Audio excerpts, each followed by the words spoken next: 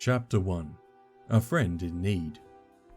A bar brawl in the Yawning Portal proves that nowhere is safe from the gang war between the Zhentarim and the Xanathar Guild. In this atmosphere of danger, the characters are offered a quest by Volo Approaches.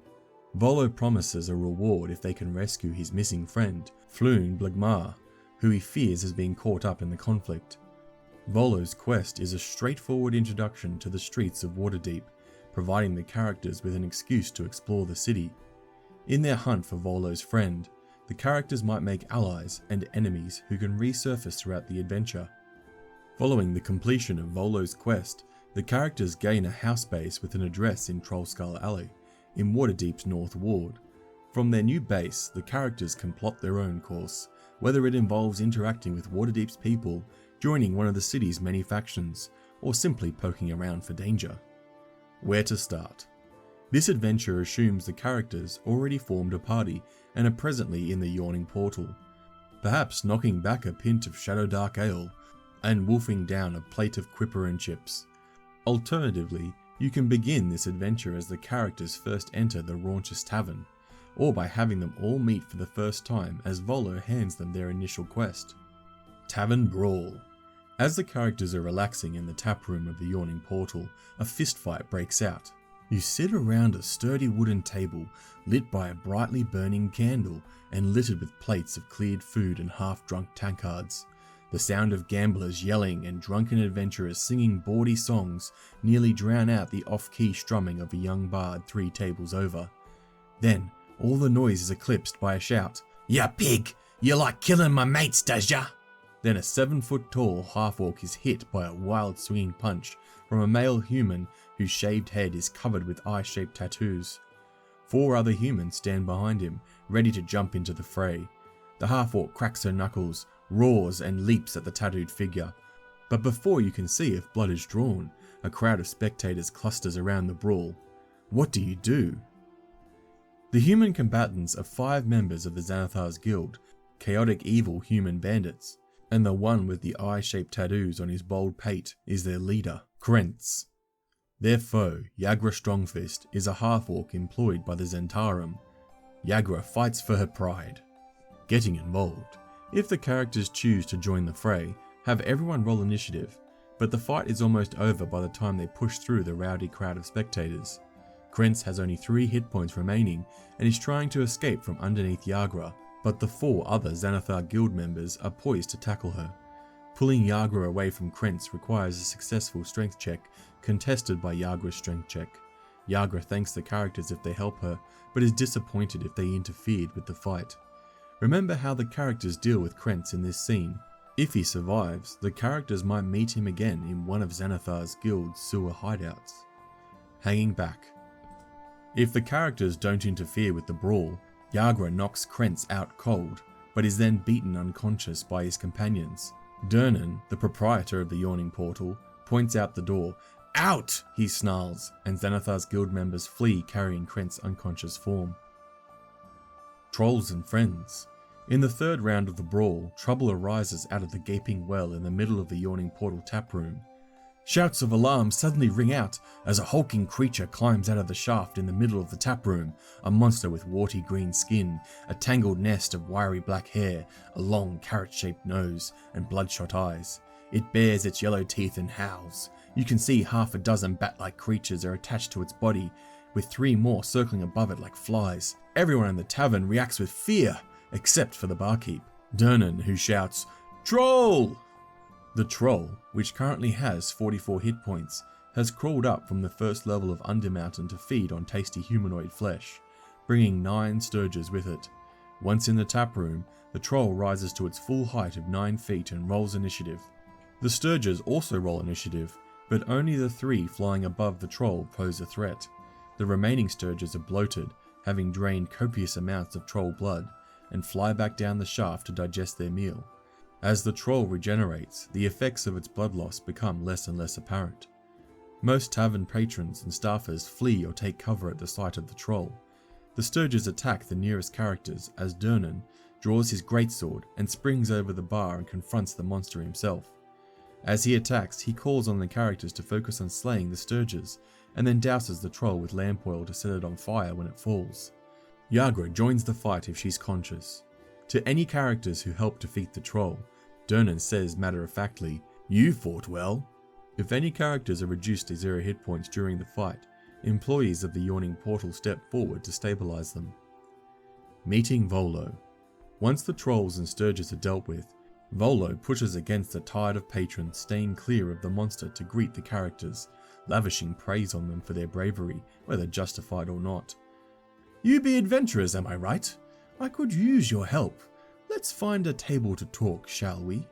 Volothamp Gadam is known to most Waterdevians as a braggart and a notorious embellisher of facts. For all his faults though, Volo is a soft-hearted sort who cares for nothing as much as his friends. At present, he is grievously concerned for the well-being of one of them. He begins his request with an air of charm and mystery, but it quickly devolves into tearful sincerity. The figure who approaches you strokes his moustache, adjusts his flappy hat, and tightens his scarf. "Volothamp Gadam, chronicler, wizard, and celebrity at your service. I trust you've noted the violence in our fair city these past 10 days. I haven't seen so much blood since my last visit to Baldur's Gate, but now I fear I have misplaced a friend amid this odious malevolence. My friend's name is Floon Blagmar. He's got more beauty than brains, and I worry he took a bad way home a couple of nights ago and was kidnapped, or worse. If you agree to track him down with all due haste, I can offer you 10 dragons apiece now, and I can give you each 10 times that when you find Floon. May I prevail upon you in my hour of need?" Volo gives each character a small pouch containing 10 gold pieces simply for accepting his quest. Characters who want to discover his intentions must make a DC 10 Wisdom Insight check. On a success, a character discerns that Volo is honest, but might be stretching the truth about how much he can pay. Currently low on cash, Volo is awaiting royalty payments from Volo's Guide to Monsters. To make more coin, he began working on a new book, Volo's Guide to Spirits and Spectres. As it happens, his knowledge of spirits mostly concerns the alcoholic variety, and the writing has not been going too well. If pressed, Volo urges the characters to trust him and promises he'll have the rest of the reward, 100 gold pieces per character, ready to deliver once Floon is returned to him alive. Volo describes Floon as a handsome human male in his early 30s with wavy red-blonde hair. He was dressed in a princely garb when Volo saw him last. 2 nights ago, before Floon disappeared, he and Volo were drinking and merrymaking at the Skewered Dragon, a dark, bawdy tavern in the dock ward. Volo recommends that characters start their search there. What happened that night? Volo is embarrassed to admit that he might have gotten his friend Floon in trouble. He resists providing all the details of what happened the night Floon disappeared. Beset by writer's block, Volo met Floon Blagmar for drinks at the Skewered Dragon 2 nights ago. They drank and gambled for a few hours, and then Volo left. That's the last he saw of Floon. Unbeknownst to Volo, not long after he departed, a drunken Floon met another acquaintance, Lord Rainier Neverember, at the tavern. The two left together, with Rainier offering to walk Floon home.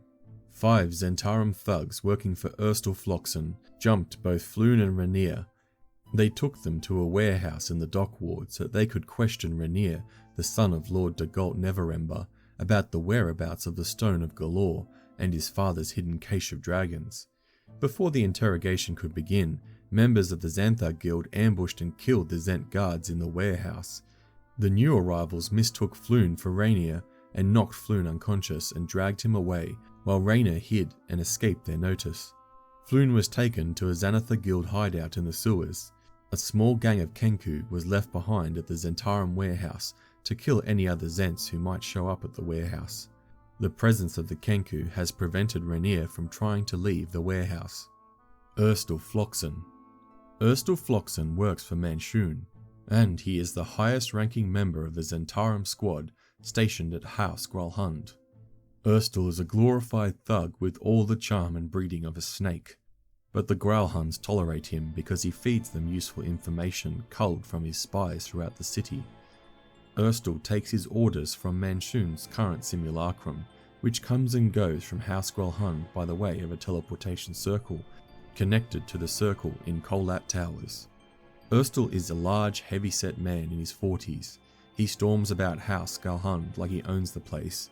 He has a collection of black flying snakes that he uses as couriers to deliver messages to underlings throughout the city. Game statistics. Erstal Floxen is an Aluskan human assassin with these changes. Erstal is lawful evil. He speaks Common and Orc and knows thieves can't. Finding Floon. Volo last saw Floon outside the Skewered Dragon, a dubious and Zhentarim-owned tavern between the Net Streets and Fillet Lane in the Dock Ward. The following encounter kicks off the character's investigation. En route to the tavern, Blood in the Streets is a chance for characters to see the City Watch in action. If the characters decide to look around, searching the Dock Ward gives them a feel for their surroundings, and they might discover a strange place, Old Zolob's shop, that warrants further exploration. Once they arrive at their destination, the Skewered Dragon, is an opportunity for the characters to get information from their patrons, which leads them to Candle Lane, where their quest continues. Blood in the Streets. As the characters travel through the Dock Ward, they come upon the aftermath of a bloody crash between the Xanathar Guild and the Zhentarim. As you turn a corner, you find yourselves on a street that has been cordoned off by the City Watch.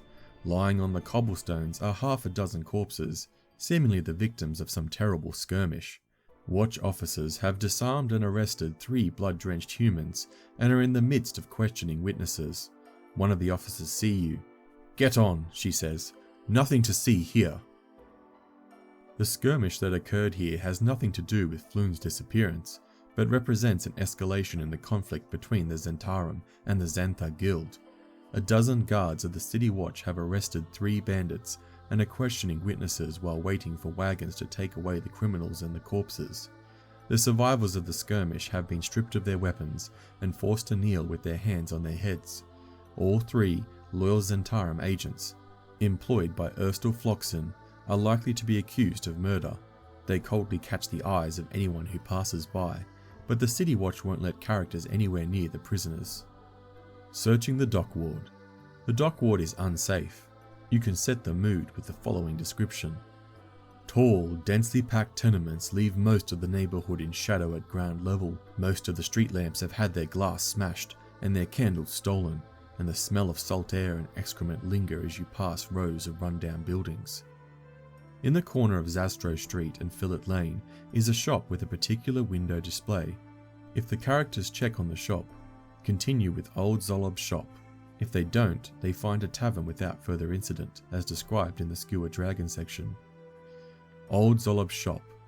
When the characters enter, they quickly get a sense of the strangeness of the place. A cloud of lavender-scented purple smoke trails out the shop's door as you peer inside. Every wall is painted purple, and every dusty knick-knack on the shelves is dyed a deep violet. The hairless old gnome sitting cross-legged on the counter wears plum-coloured robes.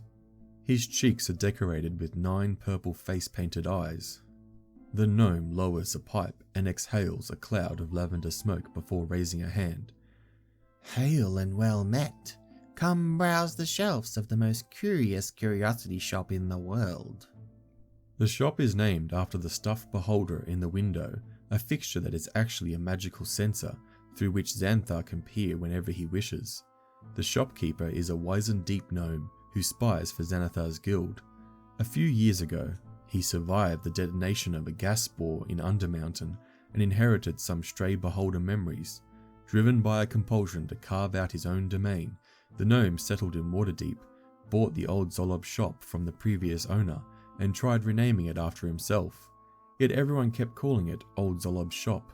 He therefore restored the old name and changed his name to Zolob. No relation to the eye tyrant hanging in the window, he says. Trinkets. The gnome sells an assortment of trinkets. As the characters search the shelves, roll on the trinkets table as described in the player's handbook. Zolob sells any trinket for 1d6 gold pieces. Floon's fate. The gnome doesn't know Floon by name, but he recognizes his description. He is reluctant to share information, but offering him a new purple item or succeeding on a DC 13 Charisma, Intimidation or Persuasion check loosens his tongue. He says that Floon, a well-dressed follower of similar appearance and bearing, Rainier Neverember, though the gnome doesn't know his name and didn't recognize him, were jumped outside the shop by rough-looking men in black leather armor. Zolob thinks there were 5 attackers, but none of them looked familiar. One of them had a black tattoo of a winged snake on his neck. The Skewered Dragon.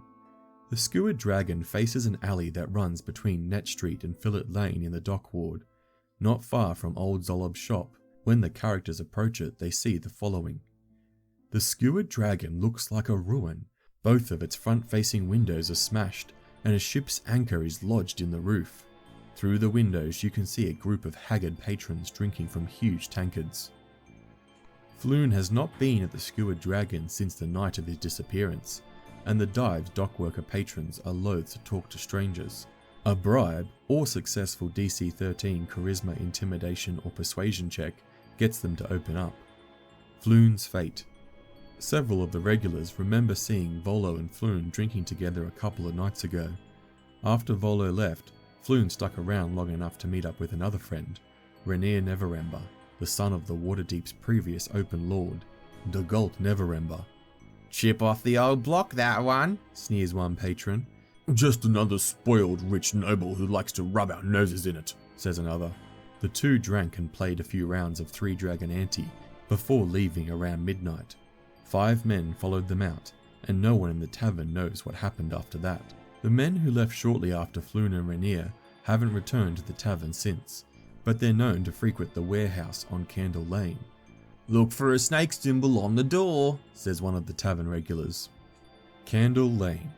The buildings on either side of Candle Lane are so tall and tightly packed together that light touches the street only at high sun. Gloom envelops the narrow alley, as dark as a dungeon and as odorous as one too. Nearly all the street lamps have been smashed.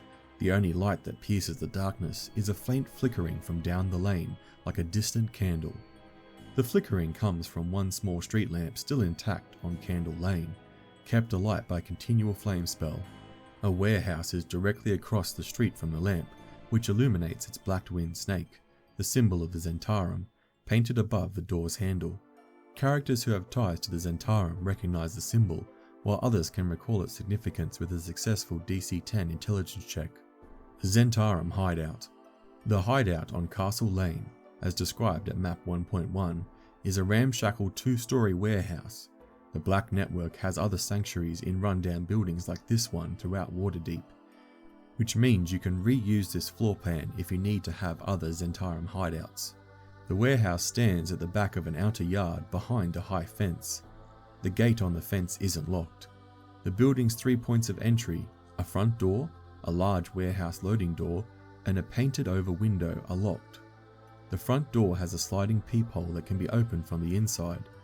Either of the doors or the windows can be unlocked by characters who make successful DC 12 dexterity checks using thieves' tools, or can be forced open with a successful DC 10 strength athletics check. Knocking at the doors or the windows alerts a group of Kenku inside that someone is coming. The Kenku scramble to hide behind toppled furniture, making a ruckus that any character who has a passive wisdom perception score of 16 or higher can hear. These Kenku are all that remain of Xanathar's guild force that murdered almost everyone in the warehouse after the 5 Zhentarim thugs captured Rainier Neverember and Floon Blagmar and brought them here. Floon was taken away, but Rainier succeeded in staying alive by hiding. Now the young noble is trying to figure out how to slip past the Kenku, who are lazily searching the warehouse for loot, waiting to see if any more Zhents show up. Area Z1, the main room. The Black Network's main business is recruiting, training, and equipping sellswords. Crates packed with weapons, rations, boots, black uniforms, and other gear fill the warehouse. When the characters try to enter, determine if the 4 Kenku inside are aware of their presence, and adjust your description appropriately. A character with thieves' tools can pick the lock on a door or the window with a successful DC 10 dexterity check. Characters who enter quietly can try to catch the Kenku by surprise. If the characters knock before entering or announce their arrival in some other way, the Kenku hide. Tables and chairs have been carelessly tossed around the floor. The corpse of a dozen men lie along the walls, their rapiers and daggers lying nearby. On the north side of the area, stairs rise to an open level above. If the Kenku aren't hidden, you can add 4 short avian creatures with long beaks and black feathers look over in surprise at where they stand in the middle of the warehouse. Each wears a hooded cloak and wields a short sword. The corpses belong to 5 human Zhentarim sellswords, the same ones who kidnapped Floon and Rainier, and 7 human Xanathar guild thugs, all of them clad in leather armor. Each Zhent has a black tattoo of a winged snake on his neck or forearm, and one of the Xanathar guild members has a black tattoo on the palm of his right hand that looks like a circle with 10 spokes radiating out from its circumference, the symbol of Xanathar. The Kenkus fight until 2 of them are incapacitated or killed, whereupon the survivors try to flee. A successful DC 10 Charisma Intimidation check forces captured Kenku to divulge what they know. What the Kenku know. When Kenku speak, they mimic sounds and voices they have heard before. Under interrogation, they repeat the following phrases. In a deep voice with an orcish accent, "Xanathar sends his regards." In a thin nasally voice, Tie up the pretty boy in the back room. and Follow the yellow signs in the sewers. this remark refers to the tunnels in the sewers that are marked with Xanathar's symbol where they lead to the Xanathar's guild hideout. In a scratchy voice, No time to loot the place. Just get him to the boss. Area Z2, the storage closet. The doors to this back room hang loosely on broken hinges. The cramped chamber beyond smells strongly of sour fish and vinegar. It is filled with discarded ropes, canvas tarpaulins, and splintered wood from smashed barrels. Rainier Neverember is hiding here, having slipped free of his rope bonds. The characters can hear his ragged breathing coming from under a tarpaulin in the north end of the room. Role-playing Rainier. Rainier is unarmed, marred by grime and the lingering stench of rancid pickled herring. He speaks with grace and articulation, as befits his noble upbringing. His trust is easily gained, but impossible to restore once broken. On the night of the abduction, Rainier was concerned that Floon was too intoxicated to find his way home by himself, and offered to escort him. The two were jumped by 5 thugs as they left Fillet Lane and headed north on Zalstro Street. Rainier feels guilty that Floon was taken, since he believes, correctly, that they mistook Floon for him. If the characters ask Rainier to join their search for Floon, he agrees to do so, arming himself with a dagger and a rapier scavenged from the dead Zents in the warehouse. If a character asks Rainier why the Zents kidnapped him, he gives the following truthful reply. The Zhentarim thinks that my father embezzled a large amount of gold while he was open lord, and that he hid the dragon somewhere in the city. They think they can find it by using an artifact known as the Stone of Galore, which was in the hands of the Xanathar Guild until recently. Apparently, someone stole it. The Zents thought I knew something of this, but I don't. My father and I haven't spoken in years. Rainier Neverember. Rainier is the estranged son of Dagult Neverember, the former Open Lord of Waterdeep and the current Lord of Neverwinter. Father and son detest one another. Rainier is least happy when he finds himself forced to deal with some of the mess his father left behind. Qualities that they both share include striking good looks, a love of drink, and a flair for diplomacy. What Rainier lacks is his father's belligerence, ill temper, and bad judgment. Rainier lives off a sizable inheritance left to him by his mother. Approaching middle age, he has given up adventuring and settled down somewhat. As a harper, he spends a lot of time defending the Waterdavens against those who, like his father, would deprive them of their coin and rights. He owns Neverember House, a 4-story residence in the Sea Ward. Rainier spends little time there as possible, however, since he's constantly under the surveillance by spies loyal to his father.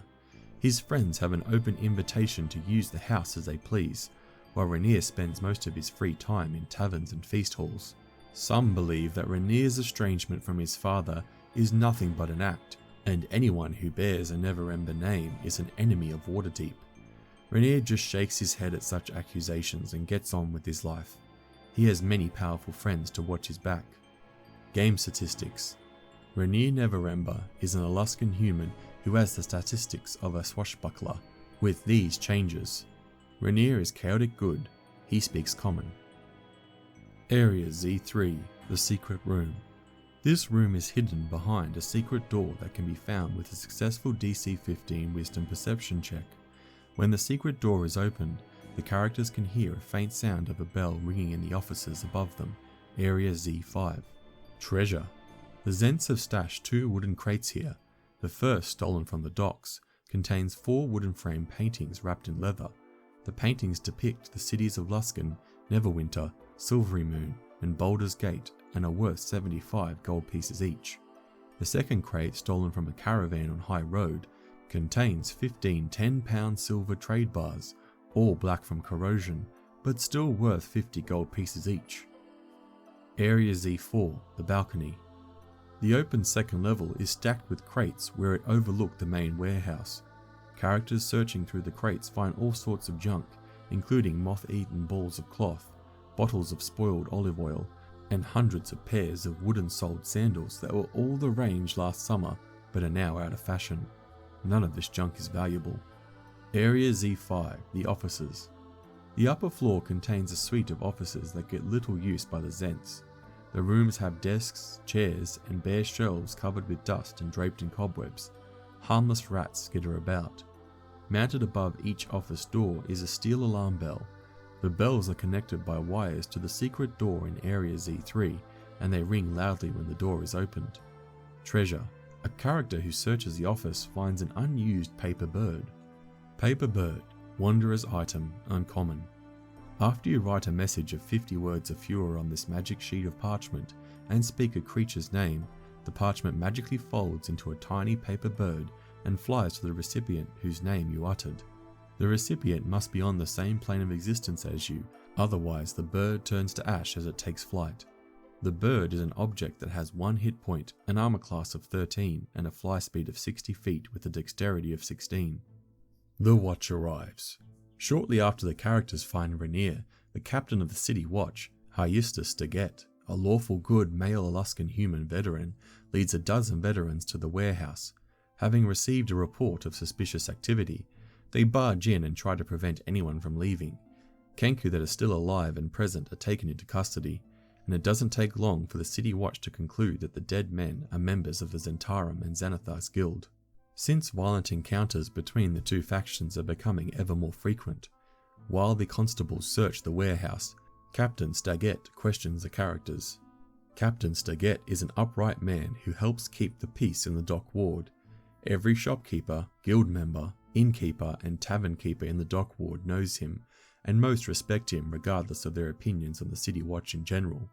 Staget doesn't believe in rumours or gossip. He doesn't drink, and he doesn't let anger get the better of him. His job is to curb the violence in the dock ward, but he has been dragging his heels. After all, he reasons that if the Xanathar's guild and the Zhentarim guild want to destroy each other, why not let them? Staget once had the warehouse under surveillance, but elected to pull the detail to bolster patrols through the dock ward, a decision he now regrets. That surveillance was part of an attempt to catch a known Zent instigator named Erstal Foxin, a big fish rumoured to be responsible for much of the recent strife. Staget doesn't share this information with strangers. Staget and Rainier recognise each other, though they aren't well acquainted. The involvement of a Neverember noble prompts the captain to be on his best behaviour. He is prepared to overlook any crimes committed by the characters as long as Rainier is with them, but he gives them a folded sheet of parchment with the code legal written on it and encourages them to read it. A pocket Game Master note. The code legal handout will be available to listen to in the Player's Guide of Waterdeep Dragon Heist. If the characters ask for the Watcher's help in locating Floon, Staget makes it clear that he won't send a force into the sewers to search for someone who might be a Zent or Xanathar guild spy. If they appear intent on involving themselves further in the conflict between the Zhentarim and the Xanathar's guild, Staget imparts some free advice before letting them go. Best not to meddle in criminal affairs. Leave this dirty business to the City Watch. Not all the City Watch officers are as nice as me. Keep the blood off the streets, okay? This is a common saying among City Watch officials, who care more about what happens in the city above than what happens in the sewers below. Characters who stir up trouble in the dock ward are likely to run into Captain Staget again.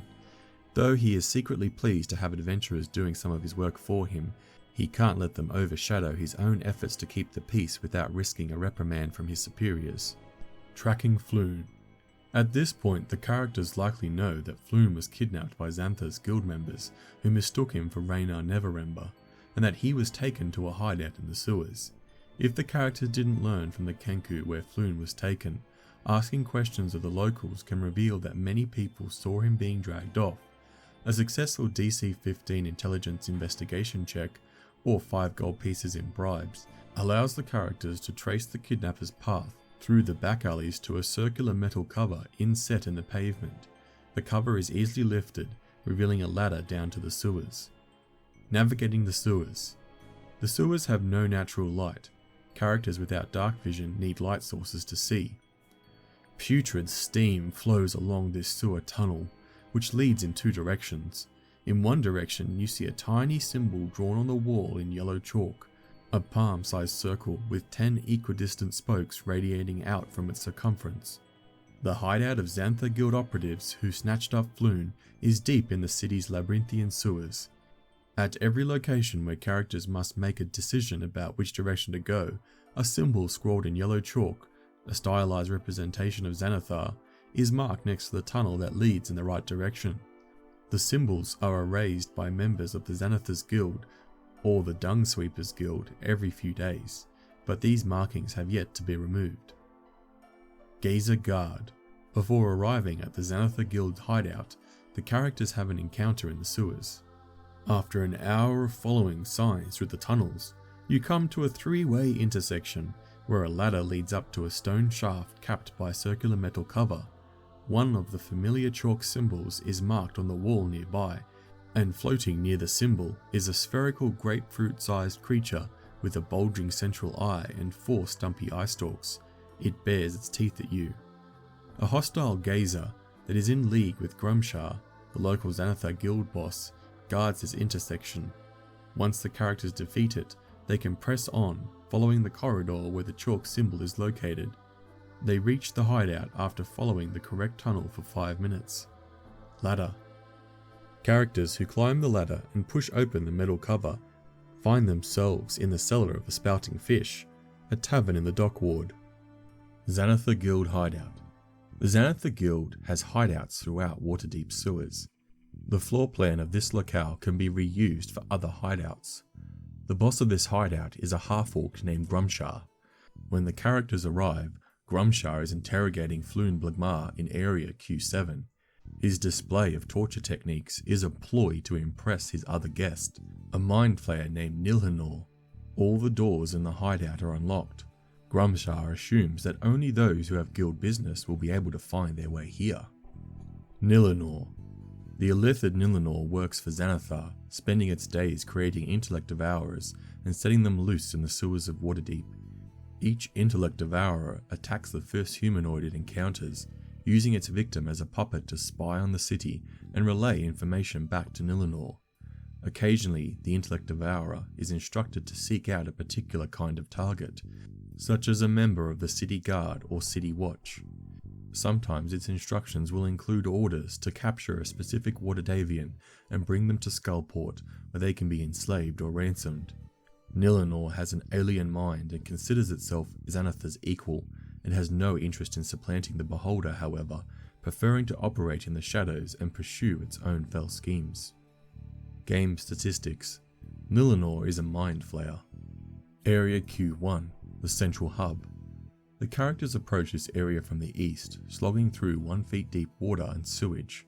The main sewer tunnel expands into a circular hub with a pair of arrow slits carved into its outer walls, directly across from each other. 2 passages continue on to the north and south. A stone door is set into the back wall of a stone ledge to the west. If characters talk loudly or otherwise make lots of noise here, the goblin sentries in area Q2A and Q2B awaken and shoot arrows at them through the arrow slits. The slits provide the goblins with 3/4 cover. Secret door. A secret door in the wall to the tunnel that leads south can be found here with a successful DC 15 Wisdom Perception check. Area Q2. The watch posts. 2 goblins are stationed here, one in area Q2A and one in area Q2B. Allies of the Xanathar Guild, they came here from Undermountain. The goblins rely on dark vision to see and are supposed to be watching Area Q1, but both have dozed off. Characters who succeed on a DC 9 dexterity stealth check can sneak past the sleeping goblins without waking them. Treasure. Each goblin carries 1d6 copper pieces in a small pouch. Area Q3, a messy room. Rusty weapons and threadbare cloth litter the floor in this area, which serve as a coat room and armory. It contains nothing of value. Area Q4, the empty sleeping area. This room contains 6 tattered straw-stuffed mattresses and nothing of value.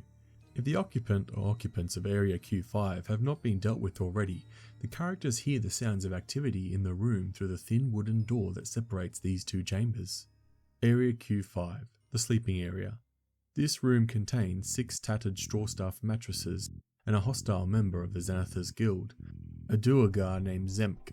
If Krensk, the chaotic evil human bandit, escaped from the Yawning Portal after the tavern brawl that kicked off the adventure, he is here as well. When the characters arrive, Zemk is using pieces of furniture to barricade the door to Area Q6. If Krensk is here, he's trying to explain that Zemk's approach won't work, and is telling him to plug the gap at the bottom of the door with blankets. Neither of them notices intruders right away, unless the interlopers make a lot of noise. Once combat starts, Zemk fights to the death. How Krensk reacts to the adventurers depends on how they treated him earlier. If they helped him, he gives them a chance to live in peace. But he fights alongside Zemk if they refuse to withdraw. If the duergar is killed, Krensk then flees if he can, or surrenders if he must. Neither Zemk or Krensk carries any treasure. Both report to Gorhamshire in Area Q7.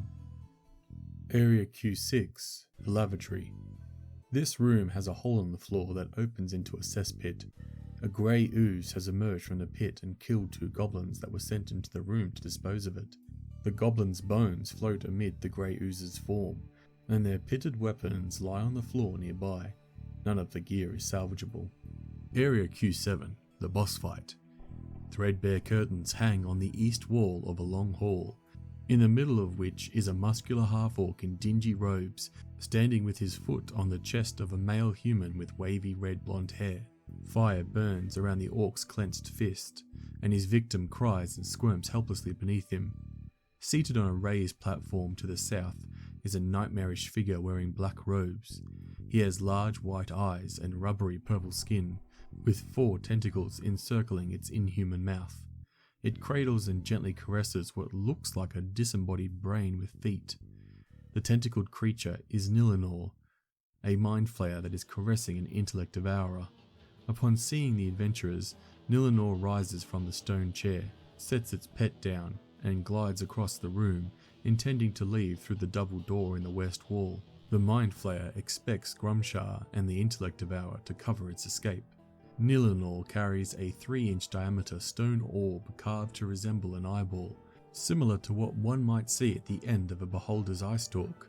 This stone eye is the key to activating the magic portal in Area Q11. The Mind Flayer uses it to return to Xanathar's lair as described in Chapter 5. It uses Dominate Monster to control someone who gets in its way, and turns any such individuals against their allies. The half-orc is Grumshar, a low-end Xanathar Guild boss. As soon as his minions retrieved who they thought was Renan Everember, the half-orc begged Nilinor to let him witness the interrogation of the captive, not realizing until after he did so that he had mistaken the prisoner's identity. Grumshar attacks the characters in hopes of salvaging his reputation. He is an apprentice wizard with these changes. Grumshar is chaotic evil. He has these racial traits. When reduced to 0 hit points, he drops to 1 hit point instead, but can't do this again until he finishes a long rest. He has dark vision out to 60 feet. He speaks Common and Orc. Apprentice Wizard. Apprentice wizards are novice arcane spellcasters who serve more experienced wizards or attend school. They perform menial work such as cooking and cleaning in exchange for education in the ways of magic. The apprentice wizard is a spellcaster with the following spells prepared. Its cantrips are Firebolt, Mending, and Prestidigitation. Its first level spells with 2 slots are Burning Hands, Disguise Self, and Shield. Role-playing Floon. As a result of Grumsha's torture, Floon Blagmar has 1 hit point left. If he is healed by a character, he is eternally grateful and shows his affection by hugging them. He stays close to them, trusting in their ability to protect him. If Renair is in the party, he can shoulder the burden of protecting Floon. Floon Blagmar. Floon, a native Waterdavian in his early 30s, is a handsome fellow, but not very bright. He used to work as an escort in feast halls, but is currently unemployed. Several months ago, he came upon a married noble engaging in some indiscreet behaviour, and now lives off the generous bribe he is being paid to keep silent. With friends all over the city, Floon spends most of his time drinking and carousing. He gets by on his looks and doesn't know what to do with his life, and has shown little interest in working for a living. Game statistics. Floon is a chaotic good Eluskan human commoner with the intelligence of 7 and a charisma of 13. He speaks common. Treasure. In a satchel, Grumshar carries his spellbook, which contains the following spells: Burning Hands, Disguise Self, False Life, Shield, Unseen Servant, and Witch Bolt. Tucked behind the stone chair is a small unlocked wooden chest containing 2 potions of healing, 16 gold pieces, 82 silver pieces, and 250 copper pieces. Area Q8, the Getaway Passage. This room looks empty, but a thorough search accompanied by a successful DC 10 Wisdom Perception check reveals a rough-hewn tunnel hidden behind a loose flagstone. The low tunnel leads north to Area Q9. Area Q9, the Private Cellar. An innocent halfling family, the Peabodys, brew beer in this cellar, which lies beneath their home and Fishgut Alley in the dock ward. Their cellar contains brewing supplies and lots of worthless clutter. The halflings haven't noticed the secret tunnel that leads to Xanathar's guild hideout. It's concealed beneath large flagstones that require a strength score of 10 or higher to be lifted. Development. If the characters ascend out of the cellar and enter the Peabody's small house, the halflings are initially alarmed, but can be easily calmed. Upon hearing of a secret trapdoor, they vow to seal it up again, but allow the characters to make use of it if need arises. Area Q10, the Sleeping Quarters. Straw pallets lie on the floor, and rusty manacles are bolted to the wall. Area Q11, the Back Door. This hideout contains a secret route to Xanathar's lair. In the middle of this otherwise empty room is a stone pillar carved with a small symbol, a perfect circle with 10 equidistant spokes radiating outwards from its circumference. In the middle of this circle is a smaller circular indentation that bears a passing resemblance to a lidless eye. If the stone eye in Nihilna's possession is pressed into the circular indentation, an opaque black doorway magically opens in the south wall. The opening is 8 feet tall and 4 feet wide. Any creature that passes through it appears in Area X22 of Xanathar's lair as described in Chapter 5. The door is a one-way portal, and it closes again 1 minute after the stone is removed from the pillar. Not so secret door. The secret door is plainly visible to anyone who approaches it from the east. Area Q12, the Hostel Cellar. A narrow passage leads to the cellar of a halfling-owned hostel on Spicer Street in the dock ward. Medium characters must squeeze to reach this area from the tunnel. The hostel is used as a base by the Shard Shunners, a gang of halfling were-rats.